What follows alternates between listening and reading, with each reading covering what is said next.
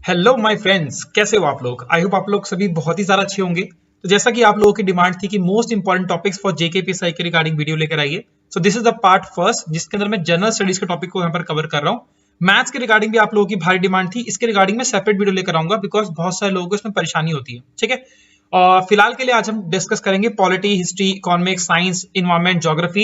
इन सब में ऐसे कौन से टॉपिक्स हैं जिनको हम लोग लास्ट 30 डेज तक अगर पढ़ लेते हैं तो हमारा स्कोर मैक्सिमाइज होने के चांसेस ज्यादा होते हैं बिकॉज मैक्सिमम क्वेश्चन यहां से पूछे जाते हैं। ठीक है, so without further ado session को स्टार्ट करते हैं। मेरा नाम है Akash and I really welcome you all on your own YouTube channel जिसका नाम है Saara Akash, your sky your limit.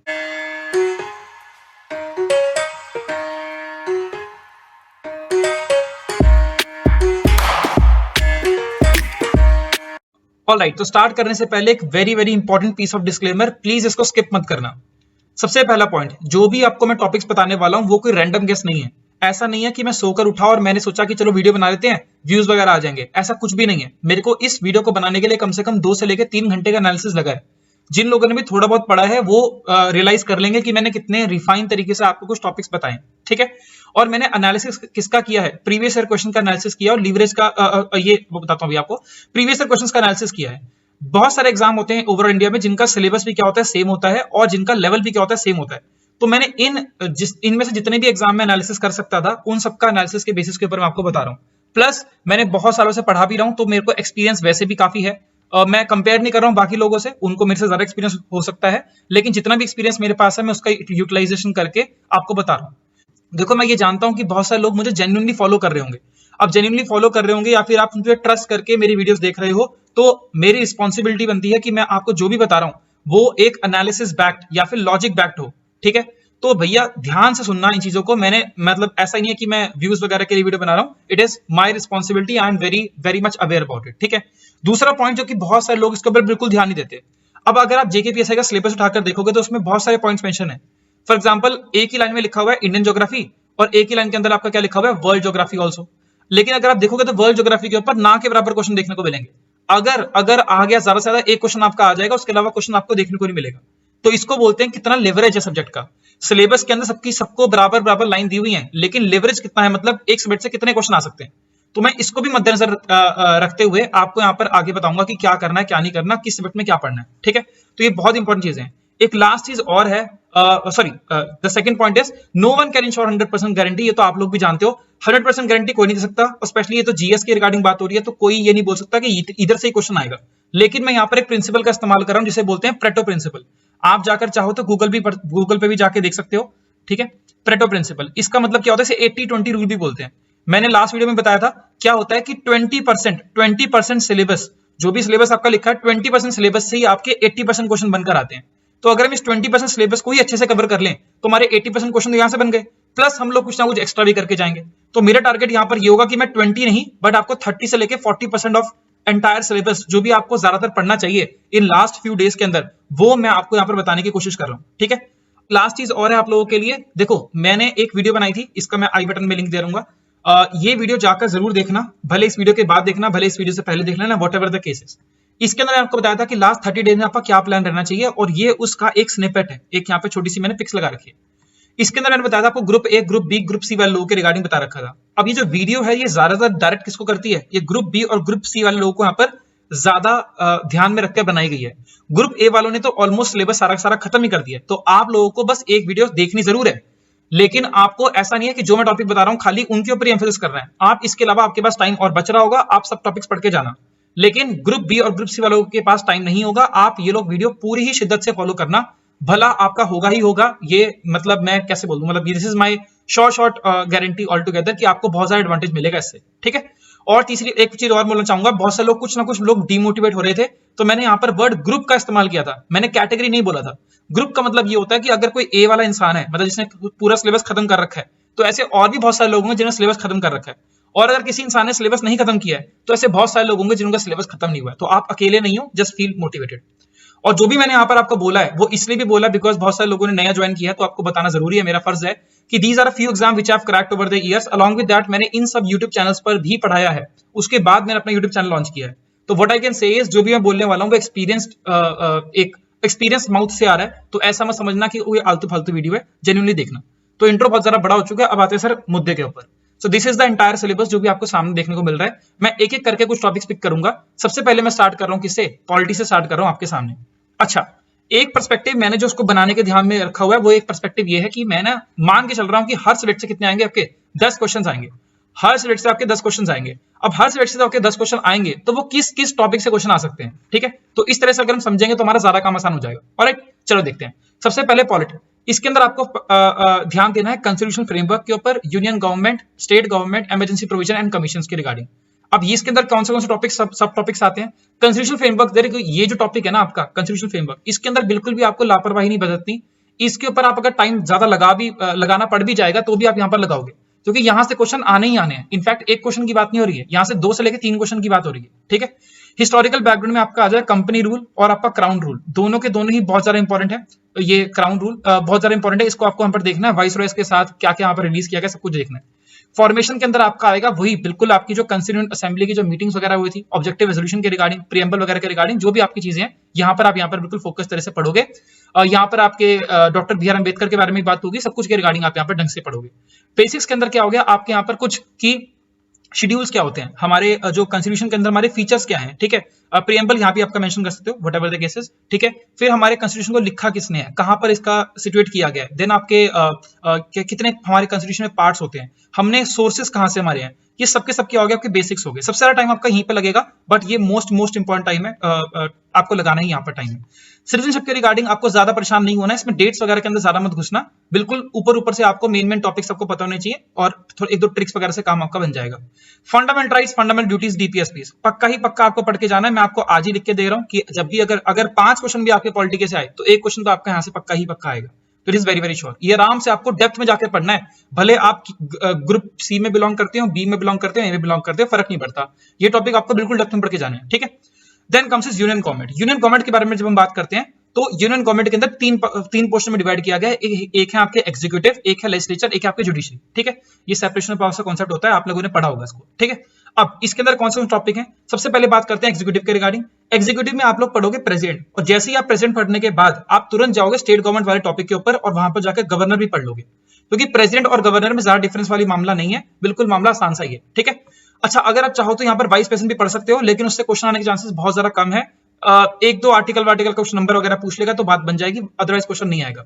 Council of ministers very important, इसी का काउंसिल ऑफ मिनिस्टर पढ़ोगे तो स्टेट का काउंसिल ऑफ मिनिस्टर पढ़ने की आपको जरूरत नहीं पड़ेगी, बिकॉज सेम ही चीज होती है। तो ये कोई वापस टाइम वेस्ट मत करना नया पढ़ के कुछ। CAG of India and AJ of India यहाँ पर भी आप कवर करोगे, ये आपका यूनियन एग्जीक्यूटिव का टॉपिक खत्म हो जाएगा।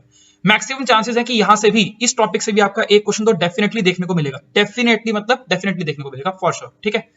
देन आपकी बात करते हैं लेजिस्लेचर के रिगार्डिंग। अब जब लेजिस्लेचर के रिगार्डिंग आप पढ़ोगे तो पहले आपको समझना है बेसिक वर्किंग, मतलब क्या है, किस तरह से नॉर्मल बिल वगैरह पेश होते हैं, क्या हाउस होता है, किस तरह से क्वारम चेक किया जाता है, कैसे आपकी मीटिंग होती है, कैसे कितने सेशंस होते हैं, सब आप उसके बारे में पढ़ोगे। उसके बाद आप राज्यसभा लोकसभा के बारे में इन डेप्थ एनालिसिस करके पढ़ोगे।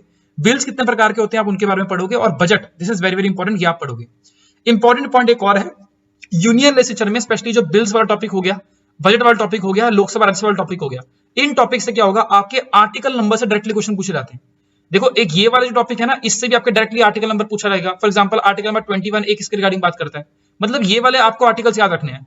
इनके आप आर्टिकल्स नहीं भी याद रखोगे तो चलेगा, बिकॉज यहाँ पर कंसेप्चुअल क्वेश्चन आएगा, यहाँ पर आर्टिकल से क्वेश्चन थोड़े से कम आते हैं, लेकिन यूनियन लेजिस्लेचर से क्वेश्चन आपके आर्टिकल से ज्यादा देखने को मिल रहे हैं आजकल के टाइम पे, तो इसके आर्टिकल्स आपको याद रखने पड़ेंगे, ठीक है? बहुत सारे आर्टिकल्स याद ही रखने हैं, सिर्फ मेन वाले याद रखने हैं, बाकी और कुछ दिमाग नहीं लगाना। देन यूनियन जुडिशरी के रिगार्डिंग बात करते हैं, ठीक है? अब जुडिशरी के रिगार्डिंग सॉरी एक चीज और याद रखना, जब आप राज्यसभा लोकसभा यहाँ पर कवर कर लोगे, उसके बाद आप यहाँ पर जाकर स्टेट का भी पन्ना पलटोगे और यहाँ पर लेजिस्लेटिव काउंसिल पढ़ोगे। लेजिस्लेटिव असेंबली पढ़ने की कोई जरूरत नहीं है, जिस तरह से लोकसभा होती है उस तरह से लेजिस्लेटिव असेंबली होती है, यानी कि विधानसभा उसी तरह से काम करती है, उसमें कोई ज्यादा डिफरेंस नहीं है, उसको छोड़ देना। लेकिन लेजिस्लेटिव काउंसिल पक्का पढ़ लेना, इसे किस तरह से क्रिएट किया जाता है, किस तरह से अबॉलिश किया जाता है, कहां पर आपकी विधान परिषद यानी कि लेजिस्लेटिव काउंसिल एग्जिस्ट करती है। देन यूनियन जुडिशरी में आप पढ़ोगे सुप्रीम कोर्ट को, आराम से पढ़ना, डेप्थ से पढ़ना है, आराम से पढ़ना है उस टॉपिक को। एंड हाई कोर्ट के अंदर आप कोई भी आर्टिकल याद रखने की जरूरत नहीं रखनी आपको। अगर आपको याद रखना है तो आप सिर्फ आर्टिकल नंबर 214 याद रखोगे और यहाँ पर आप 124 याद रखोगे। इसके अलावा आप इसके अंदर आप और कोई आर्टिकल नहीं याद रखोगे, लेकिन हाँ बस आपको एक रीडिंग दे देनी है कि सुप्रीम कोर्ट से कैसे डिफरेंट है। 1-2 पॉइंट्स आपको खास देखने को मिलेंगे। फॉर एग्जाम्पल एक क्वेश्चन बहुत पूछा जाता है कि रिटायरिंग एज कितनी है, 62 ईयर्स है हाई कोर्ट के अंदर और 65 ईयर्स है आपकी सुप्रीम कोर्ट के अंदर, ठीक है? चलो इमरजेंसी प्रोविजन में आपको दोनों सभी टॉपिक पढ़ने हैं, नेशनल इमरजेंसी, प्रेसिडेंट रूल यानी कि स्टेट इमरजेंसी और फाइनेंशियल इमरजेंसी, आराम से पढ़नी है, कोई दिक्कत कोई परेशानी वाली बात नहीं है, ठीक है। कमीशन के अंदर आपको देखो मैं मिक्स करके बता रहा हूँ, ये आपकी कंस्टिट्यूशनल बॉडीज हो गई यानी कि फाइनेंस कमीशन, इलेक्शन कमीशन देखनी है, देन आपको बैकवर्ड क्लास कमीशन देखनी है, इसके ऊपर रिसेंट एग्जाम्स में क्वेश्चन पूछे जा रहे हैं, और आपको यूपीएससी के बारे में थोड़ी बहुत नॉलेज होनी चाहिए। अगर आपने ये सब कुछ पढ़ लिया, इसके अलावा अगर आप चाहो तो नीति आयोग वगैरह भी देख सकते हो, वैसे इसको आप इकोनॉमिक, चलो रहने दो, इसको रहने दो, इसको रहने दो, ये सब टॉपिक आप यहाँ पर कवर करोगे। अब आपके दिमाग में घंटी बजेगी क्या कि सर इतना सही पढ़ना है क्या? नहीं, इतना सा नहीं पढ़ना है, एक चीज और पढ़नी है जो कि मैंने आपको मेंशन नहीं करी, this is the important amendments. ये सर बहुत इंपॉर्टेंट क्वेश्चन है, पक्का ही पक्का चांसेस है कि यहाँ पर आपके क्वेश्चन आपको देखने को मिल जाए। Important amendments, that's it, that's it. एक अगर आप थोड़ा सा मतलब बाकी करंट अफेयर्स वगैरह जब कवर करोगे ना, तो रीसेंट कुछ अपॉइंटमेंट्स हुई हैं, फॉर एग्जांपल सुप्रीम कोर्ट के जज हो गए या कोई और हो गए, तो उनके अंदर रीसेंट अपॉइंटमेंट्स है, that is something that you have to remember, because आपका ऑनलाइन का एग्जाम है, तो रीसेंट करंट अफेयर भी पूछ सकते हैं। ये हो गया सर आपका पॉलिटी, इसके अलावा आपको कहीं और पढ़ने की जरूरत नहीं है। 80% क्वेश्चन मैं आपको अभी भी लिख के बोल रहा हूँ, 80% क्वेश्चन आपके इन्हीं टॉपिक से आएंगे। 10 में से 8 क्वेश्चन आप यहाँ पर कर पाओगे, कोई दिक्कत कोई परेशानी वाली बात नहीं है। आगे बढ़ते हैं, हिस्ट्री के रिगार्डिंग बात करते हैं। तो भैया हिस्ट्री को मैं ना एक नाम से प्रोनाउंस करता हूं, इसको बोलता हूं हिस्टरी। हिस्ट्री की बोलता हूं बिकॉज आपने वो सांप निकालता है ना, हिस करके आवाज निकालता है, मतलब बहुत सारे लोगों को डुबा रही थी हिस्ट्री। तो भैया देखो इसके अंदर हम पढ़ेंगे बिल्कुल सिंपल अप्रोच, हमें पता है कि हमारा क्या इंपॉर्टेंट चीज है, उसी को पूरा फोकस करके रखेंगे। उसके बाद अगर थोड़ी बहुत डेविएशन होती भी है तो हमें ज्यादा लॉस नहीं होगा। अब ये डेविएशन क्या है देखो समझो, पहले 3 टॉपिक में डिवाइड कर रहा हूं, एक है मिडीवल, एक है मॉडर्न, एक है एंशिएंट। जिन लोगों की अभी थोड़ी बहुत हिस्ट्री वीक है तो उन लोगों को मैं सजेस्ट करूंगा पहले आप जाकर मिडीवल हिस्ट्री पढ़ेंगे। मिडीवल हिस्ट्री से क्वेश्चन ना के बराबर आते हैं, मैं आपको लिख के बता रहा हूं, मिडीवल हिस्ट्री के अंदर क्वेश्चन आपके ना के बराबर आते हैं, लेकिन क्या होगा आपका इंटरेस्ट डेवलप हो जाएगा, इंटरेस्ट डेवलप हो जाएगा। और जब आप मॉडर्न हिस्ट्री पढ़ोगे तो आपको हल्का सा बेसिक्स आपको पता होंगे कि क्या चल रहा था, तब आप रिलेट कर पाओगे, ठीक है। अदरवाइज क्वेश्चन ना के बराबर आते हैं मॉडर्न मिडीवल हिस्ट्री से। अगर मान लो 10 क्वेश्चन आने हिस्ट्री से, तो एक क्वेश्चन आ जाएगा मैक्सिमम, या एक क्वेश्चन या हार्डली चलो 2 क्वेश्चन भी कह सकता हूँ, 1-2 क्वेश्चन आ जाएंगे यहाँ से, और यहाँ से 3 से 4 क्वेश्चन यहाँ पर आ जाएंगे। टोटल मिलाकर कितने होंगे 5 क्वेश्चन, और 5 क्वेश्चन करीबन यहाँ से आएंगे। अगर 10 क्वेश्चन आने हुए तो ज्यादा ही क्वेश्चन आएंगे वैसे इससे, तो बता देता हूं आपको। नाउ कॉन्सेप्ट मिडीवल के अंदर क्या आपको फॉलो कर रहा है, सबसे पहले आपको SKTSL, ये अगर आपको पता हो, यहाँ पर ये मैंने डायनेस्टीज के नाम लिखे हैं, slave dynasty, Khilji dynasty, Tughlaq dynasty, Sayyid dynasty और आपके लोधी डायनेस्टी। इनके अंदर किसी की भी आपको डेट याद करने की कोशिश बिल्कुल भी नहीं करनी। अगर डेटों के पीछे चले गए तो आपका हालत हो जाएगी खराब। तो डेट किसी की याद नहीं रखनी, आपको बस खाली कॉन्सेप्ट पढ़ना है कि फॉर एग्जाम्पल पहले कौन से थे, जैसे स्लेव डायनेस्टी का सबसे मेन राजा कौन है, सबसे मेन राजा, सबसे पहले नहीं बोल रहा हूं, सबसे मेन राजा कौन है आपके इल्तुतमिश राजा हैं। इल्तुतमिश ने यहाँ पर क्या क्या करवाने की कोशिश करी, उनके बारे में हल्का सा नॉलेज रखेंगे। यहाँ पर अलाउद्दीन खिलजी के बारे में आप थोड़े से यहाँ पर नॉलेज रखेंगे कि उसने क्या क्या टैक्सेस वगैरह इंपोज किए। Same goes for Tughlaq, Mohammad bin Tughlaq, Firoz Shah Tughlaq, दोनों के बारे में जानने की कोशिश करेंगे। सईद डायनेस्टी में सर कुछ खास नहीं है। लोधी डायनेस्टी के अंदर आप सिकंदर लोधी के बारे में जरूर पढ़ने की कोशिश करेंगे।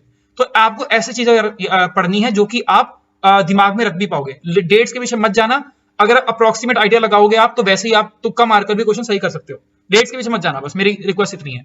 अब अगर डेट्स के पीछे आपको जाना ही है तो आप मुगल्स के अंदर डेट्स के पीछे जाओगे। यहाँ पे आप बाबर से शुरू हो जाओगे, बाबर की जो 4 डेट्स आपको चारों डेट याद रखनी है। उसके बाद आपकी हुमायूं से लेकर, हुमायूं से आपको थोड़ा डेप्थ से पढ़ना है कि किसने लिखा इनका, हुमायूं नामा किसने लिखा, अकबर नामा किसने लिखा, अकबर के दौरान में क्या क्या होता था।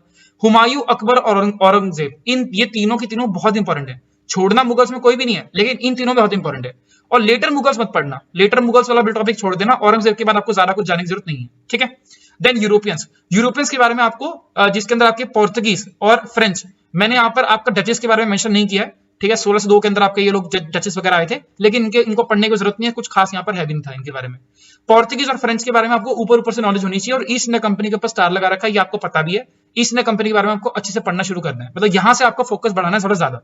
अब ईस्ट इंडिया कंपनी जब यहाँ पर एंटर कर जाएगी तो यहाँ पे कुछ ना कुछ बैटल्स वगैरह भी लड़ती है, बहुत कुछ यहाँ पर होता है। तो ईस्ट इंडिया कंपनी के आने के बाद आप कोई भी डेट्स यहाँ पर नहीं छोड़ोगे। मैंने यहाँ पर क्या बोला, यहाँ पर आपको कोई भी डेट याद नहीं रखनी है और यहाँ पर आपको कोई भी डेट छोड़नी नहीं है। This is very very important.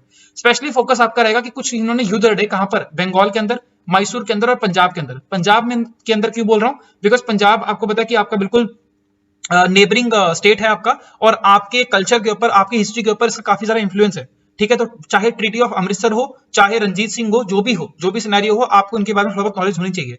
और बंगाल और मैसूर इन जनरल भी बहुत इंपॉर्टेंट टॉपिक होते हैं, तो इनको भी आपकी, इनके जो भी वॉर्स वगैरह हुए थे उनकी डेट आपको याद रखनी है। इसके अलावा जितने भी हुए थे मराठास वगैरह सब छोड़ सकते हो, आपको याद रखने की जरूरत नहीं है, ठीक है।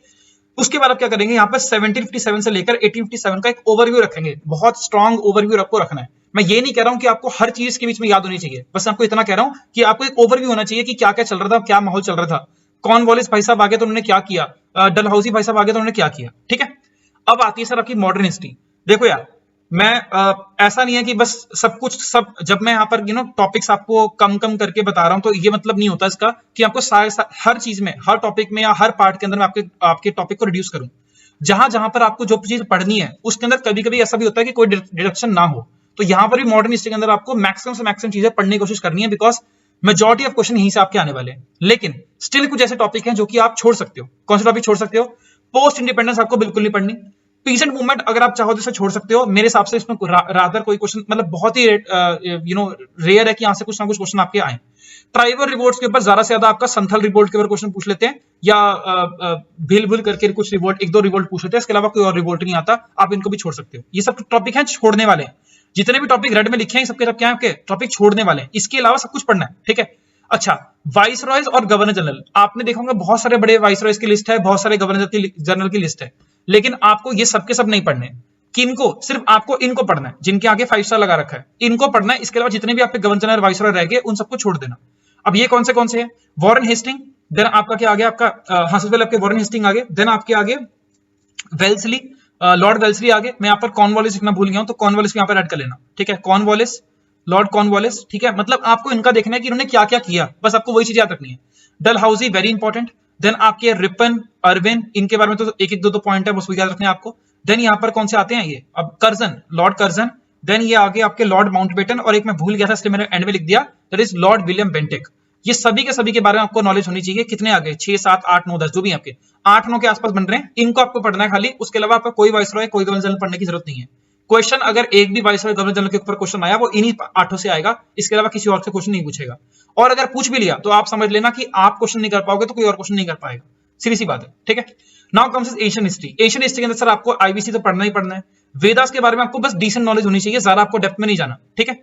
देन आपको यहाँ पर जो ये आपके लिखे हैं ना 3-4 एम्पायर, हरियंका डायनेस्टी, देन आपकी इसके बाद आपकी आती है शिशुनाग डायनेस्टी, देन आपकी नंद डायनेस्टी, और उसके बाद आपकी आती है ये कौन सी होगी, एम से कौन सी होगी, मौर्यन डायनेस्टी। अब इसमें से आपको सिर्फ मौर्यन डिटेल में पढ़नी है, उसके अंदर भी आपको अशोका के बारे में काफी नॉलेज होनी चाहिए। अशोका के टाइम पर कौन सा यहाँ पर मैन्युस्क्रिप्ट लिखा गया था, कौन सी लैंग्वेज फॉलो हो रही थी, कहां कहां पर एक्सपेंशन किया, किस किस महान चंद्रगुप्त की कौन सी कैपिटल थी, सबके बारे में यहाँ पर नॉलेज होनी चाहिए। इसके अलावा जितने भी आप पढ़ोगे इसके अंदर खाली आप नाम पढ़ोगे, आप कोई डेट याद रखने की कोशिश नहीं करोगे, कोई डिटेल में जाने की कोशिश नहीं करोगे, सिर्फ और सिर्फ आप यहाँ पर नाम याद रखने की कोशिश करोगे। फॉर एग्जाम्पल हरियंका डायनेस्टी की स्टार्टिंग किसने करी? बिंबिसार ने करी। ऐसे यहाँ पे शिशुनाग डायनेस्टी के अंदर आपको यहाँ पर कुछ एक दो लोग यहाँ पर देखने को मिल जाएंगे। नंद डायनेस्टी के अंदर भी आपको एक दो लोग देखने को मिल जाएंगे, बस आप उनके हल्के के नाम याद रखोगे कि कौन सा इंसान किस डायनेस्टी से बिलोंग करता है, दैट्स इट, ठीक है। देन गुप्ता एम्पायर, जब गुप्ता एम्पायर आप पढ़ना शुरू करोगे तो आपको ज्यादा लोगों पे फोकस नहीं करना, सिर्फ 2 लोगों पे फोकस करना है। एक का नाम है समुद्रगुप्ता, एक का नाम है चंद्रगुप्त II। इन दोनों के बारे में डिटेल में पढ़ोगे कि किसने कौन से कॉइन लॉन्च किए थे, क्या किया था, उसके अलावा आपको कोई याद रखने की जरूरत नहीं है, ठीक है। देन वर्धन डायनेस्टी के अंदर आपको पता है हर्षवर्धन के बारे में आप पढ़ोगे, और स्पेशली पुलाकेशिन II के साथ जो उनकी वॉर वगैरह हुई थी वो क्या उसके बाद क्या सिनेरियो बना था, कोई बुक्स वगैरह लिखी थी, है ना, वो सब तो आप थोड़ा बहुत देखोगे। ह्यून सांग वगैरह इनके टाइम पर आया था, दैट्स इट, और कुछ आपको याद रखने की जरूरत नहीं है। लैंग, देन बुद्धिज्म, जैनिज्म। बुद्धिज्म के ऊपर ज्यादा फोकस कर लेना, जैनिज्म के ऊपर इतना फोकस करने की जरूरत नहीं है। बुद्धिज्म के डिवीजन जो हुआ, बुक्स कौन से लिखी हुई, सुत्त पट्टिका, विनय पट्टिका, सब आपको पढ़ना पड़ेगा। हल्का हल्का मतलब नाम याद रखने, ज्यादा डेप्थ में मामला नहीं जाना। और इन दोनों के टाइम पर, बुद्धिज्म और जैनिज्म के टाइम पर कुछ ना कुछ केव्स और टेंपल्स बड़े पॉपुलर हुए थे, ठीक है। जैसे फॉर एग्जांपल केव्स के अंदर आपकी आती है अजंता केव। कहां पर आती है अजंता केव? उसके अंदर क्या देखने को मिलता है, कौन सा टेंपल वहां पर अजंता केव्स में बना हुआ है, कि थोड़े बहुत आपके क्वेश्चन बन जाते हैं। इसके अलावा और आपको ज्यादा डेप्थ में जाने की जरूरत नहीं है, ठीक है। तो मैं आपको क्या बताया यहाँ पर, आईबीसी के ऊपर फोकस आपको मेन करना है, IBC is the main focus. Then आपका आता है कौन सा, मैं एक हाइलाइटर से बताता हूँ आपको, आई थिंक ज्यादा बेटर रहेगा। तो IBC is the main focus. Then आपको गुप्ता एम्पायर के अंदर ये और अशोका, देन वर्धन डायनेस्टी भी इतने सारे पढ़नी है। Buddhism is very important and caves and temples is very important, that's it, खत्म, ओके। इसके अलावा चोला वोला ये सब करके एम्पायर है, इतना टाइम वेस्ट मत करना, because it's very difficult to remember all of this thing अगर आप पहली बार पढ़ रहे हो तो। और दूसरी बात, अगर आप ये चीजें इतनी सारा पढ़ भी लोगे तो क्वेश्चन तो बहुत ज्यादा कम आने वाले हैं वैसे भी। ऑलराइट, चलो नाउ कम्स टू ज्योग्राफी। काफी सारे लोगों को सर डर ये है ज्योग्राफी का, बिकॉज इतना बड़ा सिलेबस है ज्योग्राफी का कि अगर पढ़ने बैठ जाओ और बहुत ज्यादा क्रैम करना पड़ता है, ठीक है। तो समझ सकता हूं मैं आपकी प्रॉब्लम को, और इसीलिए थोड़ी सी आपके लिए आसान बनाने की कोशिश कर रहा हूं। ज्योग्राफी को भी हम 3 पार्ट में डिवाइड कर रहे हैं, एक का नाम है फिजिकल, एक इंडियन, एक है आपकी वर्ल्ड। सबसे पहले बात करते हैं फिजिकल ज्योग्राफी की। देखो अगर पढ़ने लग गए तो बहुत कुछ है इसके अंदर, लेकिन अपन ने कंसाइज मैनर में 30 दिन में क्या कर सकते हैं, क्या रिवाइज कर सकते हैं, उसके हिसाब से बता रहा हूं। सबसे पहले आप लोग पढ़ोगे सोलर सिस्टम को। देखो जिस पैटर्न से बोल रहा हूं उस पैटर्न से पढ़ना, आपको बहुत बेनिफिट मिलेगा। सबसे पहले आप दुनिया के रिगार्डिंग बात करोगे, यूनिवर्स क्या है क्या नहीं है, इसके अंदर प्लैनेट्स वगैरह के बारे में आपको हल्की हल्की बेसिक नॉलेज आपकी हो जाएगी। फिर क्या करोगे आप, यूनिवर्स से क्या करोगे, यूनिवर्स से आप अर्थ के रिगार्डिंग बात करोगे। फिर अर्थ के अंदर आप यहाँ पर किसके रिगार्डिंग बात करोगे, यहाँ पर अर्थ की फॉर्मेशन कैसे हुई, वो पेंजे वेंजे वाली थ्योरी, लॉन्गिट्यूड लैटिट्यूड का जो फंडा है वो, टाइम जोन हो गया, इंटरनेशनल डेटलाइन हो गया। इससे क्वेश्चन पिछली बार भी, मतलब आई थिंक पिछली बार शायद मुझे याद नहीं आ रहा आया था कि नहीं आया था, लेकिन लास्ट टू लास्ट टाइम आया था 2018 में जो पेपर हुआ था उसके अंदर क्वेश्चन आया था। इस बार भी क्वेश्चन आने के चांसेस काफी ज्यादा है, ठीक है। देन क्लाइमेट, क्लाइमेट वाले टॉपिक के अंदर आप एक टॉपिक पढ़ोगे, इसका नाम है मॉनसून। मॉनसून के अलावा थोड़ा बहुत विंड्स के बारे में नॉलेज होनी जरूरी है, तो कोई बात नहीं है, आप आराम से पढ़ लोगे। और यहां पर मैं एटमॉस्फेयर वर्ड मेंशन नहीं कर रहा हूं, क्योंकि एटमॉस्फेयर में मैंने इन्वायरमेंट के अंदर मेंशन किया हुआ है, तो बात एक ही है, दोनों को मिलाकर पढ़ोगे आपका काम बन जाएगा, ठीक है। मॉनसून के अंदर इंडियन मॉनसून के ऊपर ज्यादा फोकस करना please, very very important, okay. चलो इंडियन ज्योग्राफी के रिगार्डिंग बात करें, सबसे इंपॉर्टेंट सबसे सारे क्वेश्चन यहां से आपके आने वाले हैं इंडियन ज्योग्राफी। पहली बात तो आपको पता होना चाहिए कि इंडिया की लोकेशन कहां पर है। अब बताओगे क्या मजाक कर रहे हो सर, नहीं, मैं इसलिए बोल रहा हूं कि आपको नेबरिंग कंट्रीज के बारे में नॉलेज होनी चाहिए कि हमारा लॉन्गेस्ट बॉर्डर किसका शेयर होता है, हमारी लैटिट्यूड क्या है, हमारा लॉन्गिट्यूड क्या है, हमारा हाईएस्ट पॉइंट क्या है, हमारा लोएस्ट पॉइंट क्या है। ये सब क्वेश्चन, कितने किलोमीटर का आपको एरिया देखने को मिल जाएगा, स्प्रेड आउट एरिया देखने को मिल जाएगा अगर हम नॉर्थ से लेकर साउथ जाएंगे। ये सब बिल्कुल बेसिक क्वेश्चन है, लेकिन कई बार क्वेश्चन पूछे जाते हैं, ठीक है। Then most important stuff is physical division of India. सबसे ज्यादा टाइम आपका ये लेने वाला है, हो सकता है करीबन आपके 6 से लेकर 7 दिन यही ले जाए। अगर आप अच्छे से यहाँ पर कवर करने की कोशिश करोगे तो यहाँ पर आपको क्या करना है, हिमालयस के ऊपर फोकस करना है, प्लेन्स के ऊपर फोकस करना है, घाट्स, आइलैंड को आप छोड़ सकते हो, वैसे सही बताऊं तो मैंने लिख दिया बस, पर को छोड़ सकते हो, अगर चाहो तो थोड़ा बहुत अंडमान निकोबार देख लेना, पर अदरवाइज छोड़ सकते हो आइलैंड को, ठीक है। देन आपका rivers is very important, Himalayas and rivers, these are very very important topic. Of course Western Ghats also plays a very very important part, ठीक है। अब इसके अंदर आप देखोगे कि यहाँ पर रिवर्स लिखा है लेकिन लेक्स नहीं लिखा है, तो लेक्स का देखो ऐसा है कि लेक्स यहाँ पर टॉपिक इंपॉर्टेंट तो है, लेकिन बहुत ज्यादा डेप्थ में जाने की जरूरत नहीं है। रिवर आपको छोटे बड़े सबके बारे में नॉलेज होनी चाहिए, लेकिन लेक्स के बारे में आपको बिल्कुल ऊपर की नॉलेज भी होगी तो भी चलेगा। मतलब for example fresh water lake सबसे बड़ा कौन सा है, ये आपको पता है। देन अगर हम ये पता कर लें कि सबसे बड़ा सॉल्ट वाटर लेक कौन सा है, ये भी आपका काम बन जाएगा। सबसे ज्यादा सॉल्टेस्ट वाटर किसके हाथ में है तो भी आपको पता लग जाएगा। सबसे बड़ा कोस्टल लेक कौन सा है तो आपको पता लग जाएगा। तो ये वन लाइनर से आपका काम बन जाएगा, तो आपको डेप्थ में ज्यादा पढ़ने की जरूरत इसके बारे में नहीं है, ठीक है। जो लोग मुझसे पढ़े हुए हैं उनको तो मैंने बहुत सारे लेक्स पढ़ा दिए थे, ठीक है, तो आप टेंशन बिल्कुल मत लो, आप ना कम पे फोकस करोगे। मैंने आपको बहुत ज्यादा एक्स्ट्रा पढ़ाया, जो भी पढ़ाना था आपको मैंने उससे ज्यादा ही पढ़ाया है, ठीक है, बहुत ज्यादा पढ़ाया इनफैक्ट। तो आप अब बस लास्ट 30 दिनों में अगर आपने रिवीजन नहीं कर पाए हो तो कम की जो मैं आपको बता रहा हूं उन चीजों की रिवीजन पे ज्यादा फोकस करना। उसके अलावा आपके मन कर रहा है, टाइम लग रहा है आपके पास, तो आप फोकस करना और चीजों के रिगार्डिंग, ठीक है। देन पोर्ट्स भी मैंने यहाँ पर वन लाइनर्स में डाला हुआ है, वाटरफॉल्स भी मैंने वन लाइनर में डाला हुआ है। इनको बस मोस्ट इंपॉर्टेंट आपके होने चाहिए, बिजिएस्ट कौन सा है, सबसे पहला पोर्ट कौन सा है, ये सब के बारे में आपको बताना चाहिए। सबसे बड़ा वाटरफॉल कौन सा है, नोकाली का वाटरफॉल जो आपका आता है मेघालय के अंदर। ऐसे आपके कुछ क्वेश्चन आपको पता होने चाहिए, ज्यादा डेप्थ में नहीं जाना, ठीक है। क्रॉप्स के रिगार्डिंग यार ये थोड़ा सा इंटरेस्टिंग टॉपिक है, इसके अंदर खरीफ क्रॉप, ये क्रॉप वो क्रॉप, सॉइल में लिखना भूल गया हूं, सॉरी सॉइल इधर लिखना चाहिए एक्चुअली मुझे, क्लाइमेट यहाँ पर सॉइल, ये फिजिकल में आ जाएगा सॉइल। तो सॉइल के बारे में यहाँ पर नॉलेज होनी चाहिए आपको, और सॉइल और क्रॉप्स को साथ में मिलकर पढ़ना। और क्रॉप्स के अंदर आप लोग यहाँ पर वीट, राइस, शुगर केन और प्लस यहाँ पर जितने आपके रेवोल्यूशंस बने, रेवोल्यूशन मतलब व्हाइट रेवोल्यूशन, ये रेवोल्यूशन वो रेवोल्यूशन, उसके बारे में आप नॉलेज करना। बाकी कोई दिक्कत परेशानी वाली बात नहीं है, इतना कर लोगे बहुत हो जाएगा। देन सर आपका आता है वर्ल्ड ज्योग्राफी। देखो फ्रैंकली स्पीकिंग वर्ल्ड ज्योग्राफी आपको पढ़नी नहीं है, क्योंकि इतना मेहनत आपके पास क्यों करनी है। आप करंट अफेयर पढ़ोगे, करंट अफेयर्स पढ़ोगे, करंट अफेयर के अंदर कुछ लोकेशन बेस्ड वाली चीजें भी आपकी आएंगी, वहां से आपका मामला मतलब कवर हो जाएगा, ठीक है। For example Ukraine is very much in news, ठीक है। एक वोल्केनिक इरप्शन हुआ था लास्ट पैसिफिक ओशन के अंदर, सर वो भी रिसेंट एग्जाम से पूछा जा चुका है क्वेश्चन, ठीक है। तो क्या था, टोगो था, तो जो भी आइलैंड था, मुझे अभी नाम इसका याद नहीं आ रहा। तो सर ये चीजें ही आपके पूछी जाएंगी, और आप करंट अफेयर अगर कवर कर रहे हो तो ऑलरेडी ये चीजें कवर हो जाएंगी, आपको सेपरेटली पढ़ने की जरूरत नहीं है। लेकिन अगर आपको स्टिल ऐसा लग रहा हो कि मुझे कुछ छोड़ के नहीं जाना, तो वर्ल्ड ज्योग्राफी में आप गिने चुने टॉपिक आप पढ़ के जाओगे। माउंटेन रेंजेस, कौन सी माउंटेन रेंज आपकी लॉन्गेस्ट कहां पर है, क्या नहीं है। फॉर एग्जांपल साउथ ऐसे पढ़ लेते हैं, अफ्रीका के अंदर सबसे बड़ी माउंटेन का नाम क्या है, दैट इज द माउंट एक्नागुआ, ठीक है। वैसे साउथ अमेरिका में क्या आपकी माउंटेन रेंज कौन सी आ गई, एंडिस माउंटेन रेंज आ गई। और अगर आप बात करेंगे उसमें से आती है, सॉरी मैंने गलत बोल दिया, माउंट एक्नागुआ जो आती है वो साउथ अमेरिका में आती है, और अफ्रीका में आपकी आती है माउंट किलिमांजारो। तो ऐसे आपको दोनों चीजें पता होनी चाहिए।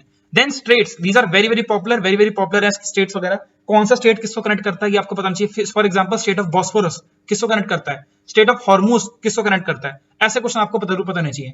एंड इसके अलावा जो आपके वन लाइनर्स हो गए, मतलब क्या है, driest place in the earth कहां पर है, अरिका। सबसे बड़ा जो डेजर्ट है वो कहां पर है, that is in the Sahara desert. ऐसा करके आपको कुछ बेसिक पता होंगे तो भी आपका काम बन जाएगा, ठीक है। तो वन लाइनर्स आपको पता है, लूज एंड वगैरह उठा लेना, थोड़े बहुत देख लेना ऊपर से फर्स्ट लाइनर्स। अगर नहीं भी देखोगे ये तो मतलब तुक्के वाली बात है, अगर फंस गया तो फंस गया, नहीं तो नहीं फंसेगा, ठीक है। तो इनके पीछे नहीं भागना, सारा का सारा सिलेबस आप ये सब कुछ कवर कर लोगे देन आप इनके पीछे जाओगे, अदरवाइज मत जाना, ठीक है। तो यहां पर आपके समाप्त होती है ज्योग्राफी। नाउ कम्स आपका साइंस। ओके, साइंस के अंदर भी आपकी 3 डिवीजन है, physics, chemistry and biology. Start करते हैं फिजिक्स से। फिजिक्स के अंदर आपके देखो 3 पोर्शन में डिवाइड करके मैं बता रहा हूं आपको, और तीनों क्वेश्चन है, और तीनों से आपका एक क्वेश्चन तो आपका इजीली बन जाता है। तीनों ही पार्ट से आपका एक क्वेश्चन आपका बन जाएगा, इजीली बन जाएगा। तो फॉर एग्जांपल अगर आपके साइंस में से 10 क्वेश्चन आते हैं, 10 से ज्यादा ही आएंगे तो चलो कोई नहीं, 10 क्वेश्चन आते हैं, तो आपके 3 से लेकर 4 क्वेश्चन आपको फिजिक्स से देखने को मिल जाएंगे। अच्छा, फिजिक्स और केमिस्ट्री में कुछ टॉपिक ओवरलैप होते हैं, तो ऐसा भी हो सकता है कि आप किसी क्वेश्चन को फिजिक्स में काउंट कर रहे हो, मैं केमिस्ट्री में काउंट कर रहा हूं, ठीक है। केमिस्ट्री से आपके 1 से लेकर 2 क्वेश्चन आपको इजीली देखने को मिल जाएंगे, जो बचे आपके 4 से लेकर 5 क्वेश्चन, या अगर 10 से लेकर 12 क्वेश्चन अगर आपके आ रहे हैं तो करीबन 4 से लेकर 5 क्वेश्चन जो आपके आएंगे वो आपके बायोलॉजी से आएंगे। तो biology is very important, and second comes is physics and third comes is chemistry. Importance इसका एक रीजन ये भी है कि केमिस्ट्री को याद कर पाना थोड़ा डिफिकल्ट है, तो उस हिसाब से मैंने इसको ऑर्डर को डिसाइड किया। चलिए देखते जरा, काइनेमेटिक्स में आप क्या पढ़ोगे कि स्पीड क्या होता है, डिस्टेंस क्या होता है, एक्सेलरेशन क्या होता है, थोड़ी इसके बारे में, डिस्प्लेसमेंट क्या होता है, सर्कल बॉडी का डिस्प्लेसमेंट क्या होता है, जीरो होता है, ऐसे क्वेश्चन बहुत पूछे जाते हैं। न्यूटन्स लॉ ऑफ मोशन में first law, second law, third law, momentum क्या है ये वो करके एग्जांपल, इंपल्स का एग्जांपल क्या होता है, जब विराट कोहली कैच पकड़ रहे होते हैं तो हाथ पीछे चले जाता है, तो सर उसे क्या बोलते हैं, इंपल्स बोलते हैं। ऐसे क्वेश्चन भी थोड़े एग्जांपल बेसिस पर पूछे जा सकते हैं। एंड ग्रेविटेशन, अगर आपका वेट 60 किलो है, अगर मून पे जाओगे कितना हो जाएगा, ऐसे क्वेश्चन भी पूछे जा सकते हैं, ग्रेविटेशन वाले टॉपिक पे होंगे। तो ये सबका सब क्या बात करता है, आपका मैकेनिक्स के रिगार्डिंग बात करता है। देन आपको आता है सर फ्लूइड मैकेनिक्स, पक्का ही गारंटी कि इससे क्वेश्चन आएगा ही आएगा। सिंपल क्वेश्चन आपका आ जाएगा कि पार्सलीज लॉ क्या होता है, पास्कल लॉ क्या होता है। देन आपसे पूछ सकता है कि एटीएम प्रेशर, एटमॉस्फेरिक प्रेशर के रिगार्डिंग बात हो सकती है, बर्नौली थ्योरम के रिगार्डिंग क्वेश्चन आ सकता है, व्हाटएवर तक, या बायोएंसी के ऊपर छोटे छोटे एग्जांपल बेस्ड क्वेश्चन आ सकते हैं। बहुत आसान क्वेश्चन होते हैं, अगर प्रैक्टिस करोगे तो आपका वैसे ही बन जाएगा, सेपरेटली पढ़ने की जरूरत भी नहीं पड़ेगी इस टॉपिक को। देन सर आपका आता है, दिस इज थोड़ा सा मतलब टॉपिक वाइज बड़ा है, लेकिन क्वेश्चन आपका एक ही बनेगा। तो पहले इन दोनों टॉपिक को अगर अच्छे से कवर कर लोगे, उसके बाद टॉपिक पर जाना। वेव्स, वेव्स के अंदर क्या होती है, classification of waves. For example आप लोगों ने पढ़ा होगा कि कुछ क्या होती है आपकी लॉन्गिट्यूडनल वेव्स होती हैं, कुछ आपकी क्या होती है लॉन्गिट्यूडनल, और दूसरी कौन सी होती है, लैटिट्यूडनल, नहीं कब बोल दिया मैंने, चलो मुझे याद नहीं आ रहा। लॉन्गिट्यूडनल वेव्स होती हैं, देन ट्रांसवर्स वेव्स आपकी होती हैं, ठीक है। देन आपने इलेक्ट्रोमैग्नेटिक वेव पढ़ा होगा, इलेक्ट्रोमैग्नेटिक वेव के अंदर किसकी फ्रीक्वेंसी ज्यादा होती है, किसकी फ्रीक्वेंसी कम होती है, ये क्वेश्चन भी काफी इंपॉर्टेंट क्वेश्चन है और काफी ज्यादा आते भी हैं, ठीक है। इलेक्ट्रोमैग्नेटिक वेव की प्रॉपर्टीज क्या होती है सर, इनके पूरे क्वेश्चन बहुत ज्यादा पूछे जाते हैं। वैक्यूम के अंदर ट्रैवल कर सकती हैं, स्पीड ऑफ लाइट से ट्रैवल करती हैं, आप लोगों ने पढ़ा होगा। देन बेसिक इलेक्ट्रिसिटी, मैंने यहाँ पर देखो दोनों ही एग्जांपल में लिखा है, पर बेसिक वर्ड लिखा है, क्या लिखा है, बेसिक वर्ड। इलेक्ट्रिसिटी अगर पढ़ने जाओगे तो बहुत डेप्थ में मामला बड़ा हो जाता है, लेकिन आपको सिर्फ और सिर्फ बेसिक इलेक्ट्रिसिटी पता होनी चाहिए, मतलब कंडक्टर क्या होते हैं, इंसुलेटर क्या होते हैं, सेमीकंडक्टर क्या होते हैं, ये पता होना चाहिए बस आपको। और अगर आपकी हिम्मत बची, अगर आपको लगा कि थोड़ा फिजिक्स में अब्सॉर्ब कर पा रहा हूं या अब्सॉर्ब कर पा रही हूं, तो लाइट वाले के ऊपर भी हल्की सी नजर मार लेना। इसके अंदर आपको कोई इमेज फॉर्मेशन पे नहीं जाना, किसी ऊपर नहीं जाना, सिर्फ आप जाकर एग्जाम्पल पढ़ोगे। कनकेव मिरर के कौन से एग्जाम्पल होते हैं, कन्वेक्स मिरर के कौन से एग्जाम्पल होते हैं, बस इनको ही गो थ्रू करके जाना, आपका मामला बन जाएगा, आपका काम बन जाएगा, ठीक है। एक मेरी और हम्बल रिक्वेस्ट है आप लोगों के पास, अगर आप लोगों ने न्यूमेरिकल वगैरह इसके नहीं करें तो न्यूमेरिकल करना भी मत, न्यूमेरिकल कोई अप्रोच फॉलो मत करना। मैं खुद भी देख रहा हूं, मैंने खुद भी बहुत सारे यूट्यूब चैनल्स वगैरह पे पढ़ाया है, वहां पर भी मेरे फेलो टीचर्स न्यूमेरिकल कराने के पीछे पड़े हुए थे। मैंने एक भी न्यूमेरिकल आपको कराने की कोशिश नहीं करी है, अगर करे हैं थोड़े बहुत यहाँ पर बस काइनेमेटिक्स में कॉन्सेप्ट बिल्ड करने के लिए आपको न्यूमेरिकल कराए थे मैंने। इसके अलावा न्यूमेरिकल आपको बिल्कुल भी नहीं करने हैं, टाइम वेस्टेज आप लोगों का। तो अगर आपका साइंस बैकग्राउंड है तो आप वैसे ही सॉल्व कर लोगे, और अगर साइंस बैकग्राउंड नहीं है तो आपको न्यूमेरिकल फोकस करना भी नहीं है। कितना आएगा, मैक्सिमम से एक क्वेश्चन आ जाएगा। आपको टारगेट हमेशा क्या करना है, 80% प्लस आपका फिजिक्स आपका कवर हो जाना चाहिए, मतलब 10 में, मतलब अगेन वही, अगर आपके 4 क्वेश्चन पूछे जा रहे हैं तो आप 3 क्वेश्चन अगर अटेम्प्ट कर पा रहे हो विद फुल एक्यूरेसी तो आपका काम बन जाएगा। न्यूमेरिकल में चांस होता है गलत होने का, और वैसे भी आपके पास टाइम इतना है नहीं, मैथ्स वैसे काफी सारे लोग खराब है, तो परेशान होने की जरूरत नहीं है। Now comes is chemistry. अब केमिस्ट्री सर वैसे बहुत बोरिंग टॉपिक है, ऑर्गेनिक केमिस्ट्री, ये केमिस्ट्री वो केमिस्ट्री, बट मामला आसान सा रखेंगे, जितना कर पाएंगे उतना ही करना है, ठीक है। सबसे पहले आपका फोकस किसके ऊपर रहेगा, क्लासिफिकेशन के ऊपर। इससे क्वेश्चन पक्का ही पक्का आपका आता है, एक क्वेश्चन आपको देखने को मिल सकता है। इसके अंदर क्या होगा, फिजिकल क्लासिफिकेशन में क्या आएगा कि भैया कौन से मेटल होते हैं, कौन से मेटलॉइड होते हैं, कौन से आपके वो होते हैं, फिजिकल क्लासिफिकेशन एग्जांपल के बेसिस पर। यहाँ पे मैंने क्या लिखा है, एग्जांपल आपको पता होनी चाहिए, ठीक है। केमिकल के अंदर क्या आएगा, होमोजेनियस कंपाउंड कौन से होते हैं, नॉन होमोजेनियस कंपाउंड कौन से होते हैं, और उसका एग्जांपल आपको पता होना चाहिए। देन आता सर आपका एटम। एटम के अंदर आप 4 चीजों पर फोकस करोगे, this is again very important topic. सबसे पहली बात क्या है, एटम के रिगार्डिंग थ्योरीज किसने दी है, रदरफोर्ड भाई साहब ने क्या बोला, देन उसके बाद बोहर भाई साहब ने क्या बोला, उसने कौन सी थ्योरी देकर आए। इलेक्ट्रॉन, प्रोटॉन, न्यूट्रॉन के बारे में हल्की हल्की नॉलेज होनी चाहिए कि कौन सा कहां किधर बैठा होता है, प्रोटॉन और न्यूट्रॉन न्यूक्लियस के अंदर होते हैं, ये सब के बारे में नॉलेज होनी चाहिए, ठीक है। देन आइसोस का मतलब क्या है, यहां पर आपने 3 चीजें पढ़ी होंगी, आइसो बार क्या होते हैं, आइसोटोन क्या होते हैं, आइसोमर्स क्या होते हैं, व्हाटएवर द स्टफ इज, ये तीनों आपको बताना चाहिए कि same mass number, same atomic number, blah blah करके जो आपने पढ़ा होगा वो आपको जरूर पता होना चाहिए। डायरेक्टली क्वेश्चन आपके यहाँ पे आते हैं। एंड न्यूक्लियर रिएक्शन के अंदर मतलब क्या है, आपको न्यूक्लियर फिजन और न्यूक्लियर फिजन एंड फ्यूजन, इसके बारे में आपको नॉलेज होनी चाहिए, ठीक है। बस बेसिक नॉलेज, बहुत डेप्थ में नहीं जाना।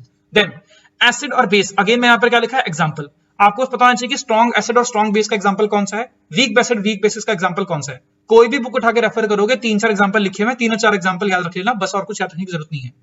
देन आपको एक यहाँ पर पीएच स्केल के बारे में नॉलेज होनी चाहिए कि किधर जाते हैं तो एसिड होता है, किधर जाते हैं तो बेस होता है। एक क्वेश्चन बहुत ही अभी रिसेंटली एग्जाम आपका हुआ था, मुझे नाम नहीं आता रहा कौन सा एग्जाम हुआ था, जो आपका वुमेन सॉरी बटालियन वाला पेपर कौन सा था, मेरे को नाम याद नहीं आ रहा नाम, ठीक है। तो उसके अंदर क्वेश्चन पूछा गया था कि पीएच स्केल न्यूट्रल का कितना होता है, 7 होता है, ठीक है। कितने बेसिक क्वेश्चन है, तो ऐसे क्वेश्चन आपके पूछे जाएंगे, ज्यादा डेप्थ में मामला नहीं जाएगा। देन सर इसके बाद थोड़ा रट्टाफिकेशन वाला मैटर ज्यादा हो जाएगा, लेकिन आपको कुछ बेसिक कॉमन नेम्स आपको याद रखने हैं। फॉर एग्जांपल बेकिंग सोडा का फॉर्मूला क्या होता है, वॉशिंग सोडा का क्या दूसरा नाम होता है, ऐसे करके आपको थोड़े बहुत याद रखने हैं। और अगर आपकी हिम्मत बची तो टाइप्स ऑफ रिएक्शन भी देख लेना, पर ये इतना इंपॉर्टेंट टॉपिक नहीं है, छोड़ दो यार इसको, छोड़ दो, मत देखना। और ऑर्गेनिक केमिस्ट्री के पीछे भागना ही नहीं है आपको, नहीं आएगा क्वेश्चन, मैं आपको बता रहा हूं नहीं आएगा क्वेश्चन। अगेन कोई भी चीज बोलूंगा, अगर 3 क्वेश्चन आपके आ रहे हैं उसमें से एक क्वेश्चन आपका ऑर्गेनिक केमिस्ट्री का डाल दिया, जो बच्चे पढ़कर भी जाएंगे ऑर्गेनिक केमिस्ट्री वो भी ढंग से सॉल्व नहीं कर पाएंगे, तो कोई फायदा नहीं है उस क्वेश्चन को सॉल्व करने का, ठीक है। Now comes is bio, the most important out of all the science वाला सब्जेक्ट। ओके सबसे पहली बात आपको यहाँ पर एक चीज रखनी है कि प्लांट वाला जब भी आप टॉपिक देखो, 2 पार्ट होते हैं इसके अंदर, एक होता है जूलॉजी वाला पार्ट, एक होता है आपका बॉटनी वाला पार्ट। बॉटनी पार्ट मतलब प्लांट्स के रिगार्डिंग पता होता है, और जूलॉजी के अंदर हमारे एनिमल्स के रिगार्डिंग पता हम लोग पढ़ते हैं। तो प्लांट के अंदर सीधा सीधा जाओगे और प्लांट के अंदर सिर्फ एक टॉपिक पढ़ोगे जिसका नाम है प्लांट हार्मोन्स, जिसके अंदर आप लोग पढ़ोगे ऑक्सिन काम क्या करता है, ऑक्सिन आपका ग्रोथ हार्मोन है। वैसे गिबरेलिंस क्या काम करता है, बस अब ये 3-4 हार्मोन्स पढ़ोगे, बात हो जाए खत्म। लूसेंट से फॉलो कर लेना, मामला और सेट हो जाएगा, ठीक है। इसके अलावा प्लांट के बारे में आपको कुछ भी नहीं पढ़ना, और क्योंकि आप याद ही नहीं कर पाओगे, बेटर है क्या छोड़ दो सब कुछ चीजें। देन आप फोकस करोगे एनिमल किंगडम के ऊपर। एनिमल किंगडम के अंदर आप एग्जांपल याद रखोगे किसके, अर्थोपोडा, एनेरिडा और मोलस्का बोलो, मुझको जो मर्जी बोलो, इन तीनों के एग्जांपल आपको बताना चाहिए, ठीक है बस। और कोई आपको नहीं पढ़ना है, और कोई याद रखने की जरूरत भी नहीं करनी आपको, ठीक है। देन यहां से क्वेश्चन आपका सर ये ज्यादा इंपॉर्टेंट हो जाता है, और ये सब एटलीस्ट ऊपर थोड़ा डिफिकल्ट आपको लग सकता है, लेकिन ये सब टॉपिक तो आपको पढ़ के ही जाने हैं, पक्का ही पक्का। यहाँ से आपके 1 नहीं 2 से लेके 3 क्वेश्चन आपके पक्का आएंगे इस डब्बे से। तो भैया सेल के बारे में सर आपको पूरा डेप्थ से पढ़ना है, कोई इसमें नाटक नहीं करना। सेल ऑर्गेनाइज के बारे में आपको नॉलेज होनी चाहिए कि माइटोकॉन्ड्रिया को हम लोग एटीपी सिंथेसिस वाला साइट बोलते हैं। माइटोकॉन्ड्रिया से आपका डबल लेयर स्ट्रक्चर होता है, ये वो करके जो भी आपके पॉइंट है सब आपको अच्छे से याद रखने हैं इनके बारे में, ठीक है। डीएनए वीएनए कहां पर बनता है सब आपको पता होना चाहिए, ठीक है। ब्लड के अंदर आपके सर आगे आरबीसीज, डब्ल्यूबीसीज और आपके प्लेटलेट्स आ गए, ये आपको पता होना चाहिए, इनके बारे में आपको अच्छे से पढ़ना है। हाँ बहुत डेप्थ में मत जाना, कितना काउंट होता है, ये होता है वो होता है, सब पढ़ने की जरूरत नहीं है, बस मेन आपको पता होना चाहिए इनके बारे में, ठीक है। Then hormones, very very important. देखो मैंने यहाँ पर प्लांट के हार्मोन्स भी लिखा था, लेकिन ये जो हार्मोन्स है ये हमारे अपने हार्मोन्स है, मतलब हमारे लोगों के हार्मोन्स है। टेस्टोस्टेरोन का काम क्या होता है, कौन सा हार्मोन कहां पर बनता है, थायरोक्सिन हार्मोन कहां बनता है, ग्लैंड्स में यहाँ पर लिखना भूल गया, हार्मोन्स प्लस आप ग्लैंड्स कर लो, तो ग्लैंड्स कौन से हो गए ये आपको पता होना चाहिए, इसके बारे में वेरी वेरी इंपॉर्टेंट, ठीक है। लिवर और पैनक्रियास के बारे में पक्का पढ़ लेना, ठीक है। देन यहाँ पर देखो कुछ यहाँ पे सिस्टम वगैरह भी होते हैं कि डाइजेस्टिव सिस्टम के अंदर क्या काम करता है, सलाइवा क्या काम करता है, ये क्या काम करता है, वो काम करता है। ये थोड़े से एक्स्ट्रा टॉपिक हो गए, ये थोड़े आसान टॉपिक भी होते हैं। आप लोगों ने जब एमसीक्यू वगैरह सॉल्व करोगे और बाकी जगह आप लगाओगे ना, तो आप बस एमसीक्यूज वाली वीडियो देखना जो मैं आपको यहाँ पर सॉल्व कराऊंगा। इनफैक्ट मैंने ऑलरेडी बहुत सारी वीडियोस इसके रिगार्डिंग बना रखी हैं चैनल पे, आप जाकर सर्च करोगे 2500 वाली एमसीक्यू की सीरीज, तो आपको बहुत सारे आपको क्वेश्चन देखने को मिल जाएंगे, तो वो जाके आप देखना, आपकी वैसी ही वो चीजें याद हो जाएंगी, तो आपको उसको अलग से पढ़ने की जरूरत नहीं है, ठीक है। देन डिजीज एंड विटामिन, मुझे लगता है कि ये तो आपको पहले से पता था, तो उसमें कुछ बताने की जरूरत नहीं है, ठीक है। तो यहाँ पर होता है साइंस खत्म। अब सर काफी वीडियो लंबी हो चुकी है, पर देखो क्या करूं सर, मेहनत कर रहा हूं आप लोगों के लिए, ठीक है। अब सर देखो इसके ऊपर फोकस करो। मैंने यहाँ पर आपको ये कुछ टॉपिक्स आपको बता दिए, लेकिन इसमें से 2 टॉपिक आपके अभी रह गए हैं, जो कि आपका है इकोनॉमी और आपका है इन्वायरमेंट। तो मैं इसको यार अलग से ऐसे सजा के नहीं लिख रहा हूं, बिकॉज थक गया था मैं, तो फटाफट से सर मैं ऐसे यहाँ पर उठा के लिख दिया। सबसे पहले हम लोग बात करें किसके रिगार्डिंग, इकोनॉमी के रिगार्डिंग। अब एक चीज यहाँ पर ध्यान से समझना, यहाँ पर क्या लिखा हुआ है इकोनॉमिक के रिगार्डिंग, दैट इज, मैं आपको एक बार ये हाईलाइट कर देता हूं, हाईलाइटर लेते हैं, ओके। यहाँ पर लिखा हुआ है इकोनॉमिक एंड सोशल डेवलपमेंट।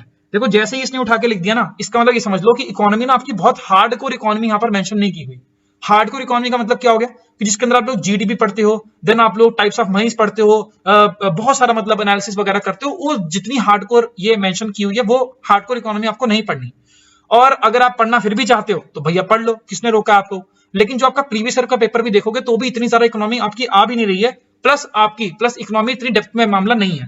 तो जो टॉपिक यहाँ पर दिए हैं वो तो आपको पढ़ने ही पढ़ने हैं, इसके अलावा आपको थोड़े बहुत टॉपिक्स आपको रिकमेंड कर रहा हूँ, जरा देखते हैं यहाँ पर। सबसे पहली बात है सस्टेनेबल डेवलपमेंट के बारे में मेंशन किया हुआ है। सस्टेनेबल डेवलपमेंट गोल्स, इसका आपको बैकग्राउंड पता होना चाहिए। IUCN के अंदर आपकी ब्रटलैंड कमीशन करके आई थी, उसके बारे में आपको नॉलेज होनी चाहिए, कैसे पूरे के पूरे बनकर आए, कौन कौन इसके अंदर मतलब क्या क्या इसमें पार्टिसिपेट होता है, और ऑफकोर्स SDG गोल्स आपको पूरे याद होने चाहिए कि कौन सा गोल किसके रिगार्डिंग मेंशन किया होता है। This is very very important, ठीक है।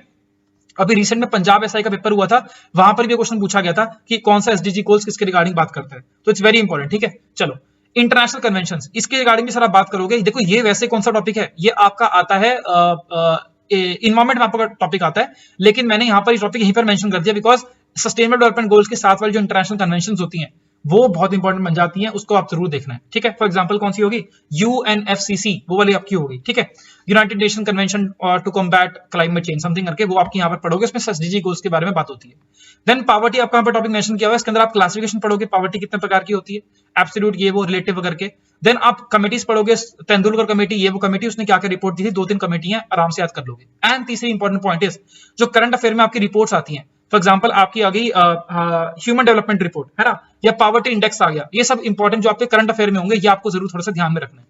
देन सर यहाँ पर आपका सोशल सेक्टर इनिशिएटिव के बारे में मेंशन किया हुआ है, तो यहाँ पर आपकी स्कीम जो भी आपकी करंट अफेयर वाली, अगेन ये चीज आप करंट अफेयर में कवर करोगे, तो ये थोड़ा सा करंट अफेयर साइड वाला एंगल आपका हो गया, पर बाकी जो आपको पढ़ना है आप पढ़ लीजिएगा। अब ये सब कवर करने के बाद जब आपको ऐसा लगे कि हमें टॉपिक कवर हो चुका है, तब आप इन टॉपिक्स के ऊपर भी ध्यान दे सकते हो। क्या अनएम्प्लॉयमेंट, कई प्रकार की अनएम्प्लॉयमेंट आपको देखने को मिल जाती है, cyclic unemployment, seasonal unemployment, types of unemployment आप पढ़ोगे, बहुत डेप्थ में मत जाना, बस ऊपर ऊपर से देख लेना। बैलेंस ऑफ पेमेंट्स आपका क्राइसिस जब होता है वो सर क्या होता है, वो हल्का सा देख सकते हो आप। इन्फ्लेशन भी सर आपको 2-3 प्रकार की देखने को मिल सकता है, सॉरी इन्फ्लेशन आपकी बेसिक एक प्रकार की होती है, लेकिन इन्फ्लेशन का मैकेनिज्म क्या होता है, रिसेशन क्या होता है, डिफ्लेशन क्या होती है, इन्फ्लेशन क्या होती है, सर आप ये देख सकते हो इन्फ्लेशन से कैसे इंपैक्ट पड़ता है, बिकॉज इन्फ्लेशन बहुत बढ़ रही है, तो it could be asked. Important curves, Phillips curve क्या होता है, गिनी कोएफिशिएंट क्या होता है, ये सब आप थोड़े बहुत देख सकते हो। जीडीपी के बारे में आपको बेसिक नॉलेज पढ़नी है, बस जीडीपी, जीएनपी क्या होती है, एनएनपी क्या होती है, ये आपको पता होना चाहिए, बहुत डेप्थ में मत जाना। देन यहाँ पर ये थोड़ा सा इंपॉर्टेंट मामला है, आरबीआई के बारे में फॉर्मेशन कब हुई थी, ये सब आपको टॉपिक पता होना चाहिए। वर्ल्ड बैंक और IMF, इनके बारे में स्टैटिक नॉलेज आपको होनी चाहिए। अगर आपको सबके बारे में भी सबके बाद आपके पास थोड़ी सी और एनर्जी बच गई है, तो आप NDC यानी कि नेशनल डेवलपमेंट काउंसिल, जिसको हटाकर अब क्या बन गया, नीति आयोग बन गया है, तो इसके बारे में आप यहाँ पर ज्ञान हासिल कर सकते हो। और जो आपके 5 ईयर प्लान आए थे, 12 5 ईयर प्लान आए थे, 12 5 ईयर प्लान में से आपके स्टार्टिंग के 2-3 और एंड के 1-2, इनके बारे में नॉलेज कर लेना कि इन प्लान्स की बेसिकली मोटिव क्या था, ठीक है। और सब कुछ अगर खत्म होने के बाद फिर भी जान बच रही है, तो आप मॉनेटरी पॉलिसी टूल्स के बारे में जान सकते हो कि CRR क्या होता है, ये हो सकता है, ये सब क्या होता है, किस तरह से इंपैक्ट करता है, इसके रिगार्डिंग आप देख सकते हो। मैंने इसके रिगार्डिंग इकोनॉमी के रिगार्डिंग ऑलरेडी एक मतलब प्लेलिस्ट काइंड ऑफ बना रखी है। प्लेलिस्ट छोड़ो, आप सीधा जाके यार वीडियो देख लेना, आप बस 2500 वाली MCQ की जो प्लेलिस्ट है उसे सब्सक्राइब करके रख लो, उसके अंदर मैं आपको और वीडियोस यहाँ पर ऐड करता रहूंगा। तो वहां पर मैंने आपको हर सब्जेक्ट के रिगार्डिंग बहुत सारे क्वेश्चंस कराए हैं, सब प्रीवियस क्वेश्चंस हैं, प्लीज उसको जाकर जरूर देखना अगर आपकी तैयारी हो चुकी है तो, ठीक है। नाउ कम्स आपका इन्वायरमेंट के रिगार्डिंग देखो, ये पैटर्न बता रहा हूं जो यहाँ पे लिखा हुआ है, यहाँ पे लिखा हुआ है आपका environment, ecology, biodiversity and climate change, ठीक है। ऑलरेडी हम क्लाइमेट के रिगार्डिंग ज्योग्राफी में पढ़ चुके होंगे, लेकिन आप ध्यान से समझना, जो पैटर्न बता रहा हूं इसी पैटर्न से पढ़ना, आपका काम बहुत ज्यादा आसान हो जाएगा, ठीक है। सबसे पहले आप सन के बारे में पढ़ोगे। अब सन के बारे में क्या पढ़ोगे, सन के बारे में आप अगर बताऊं तो न्यूक्लियर फ्यूजन तो आप पहले से पढ़ चुके हो, लेकिन आप क्या पढ़ोगे, आप थोड़ा बहुत पढ़ोगे कि सनस्पॉट क्या होते हैं, फिर आप पढ़ोगे सोलर स्टॉर्म क्या होता है, सोलर सुनामी क्या होती है, वो सब टॉपिक्स यहाँ पर पढ़ के आप क्या होगे, आप एटमॉस्फेयर के बारे में पढ़ोगे, एटमॉस्फेरिक लेयर्स के बारे में पढ़ोगे, जो मैंने आपको बताया था कि हम लोग ज्योग्राफी में नहीं यहाँ पर पढ़ेंगे, इन्वायरमेंट के बेसिस पर हम लोग पढ़ेंगे। देन एटमॉस्फेरिक लेयर के अंदर आप यहाँ पर पढ़ोगे, उसके बाद आप जाओगे ओजोन के ऊपर, ओजोन के बारे में आप बात करोगे, ओजोन डिप्लीशन कैसे हो रही है, ओजोन डिप्लीटिंग सब्सटेंसेस कौन से हैं। देन आप बात करोगे ग्रीन हाउस गैस के बारे में, यूवी रेडिएशन वगैरह इसके अंदर आ जाएंगी। फिर आप बात करोगे कि ओजोन डिप्लीशन और ग्रीन हाउस गैसेस के ऊपर कौन से अग्रीमेंट्स वगैरह साइन हो चुके हैं, जो भी आप तक एग्रीमेंट्स वगैरह है, स्टॉकहोम कन्वेंशन हो गया, पेरिस क्लाइमेट एग्रीमेंट हो गया, whatever stuff is there, Kyoto Protocol हो गया, सब के बारे में आप यहाँ पे नॉलेज रखोगे। और इसके बाद आप जाओगे पॉल्यूशन के रिगार्डिंग, पॉल्यूशन के अंदर कौन सा आपको 2 पॉल्यूशन पढ़ने, एयर पॉल्यूशन और वाटर पॉल्यूशन, इसके अलावा और कुछ मत पढ़ना, बस इतना ही पढ़ना है आपको, ठीक है। ये होगा आपका फर्स्ट सेगमेंट, ये होगा आपका फर्स्ट पार्ट। सेकंड पार्ट जो आपका थोड़ा सा रट्टाफिकेशन वाला पार्ट है, थोड़ा सा कॉन्सेप्चुअल वाला पार्ट भी है।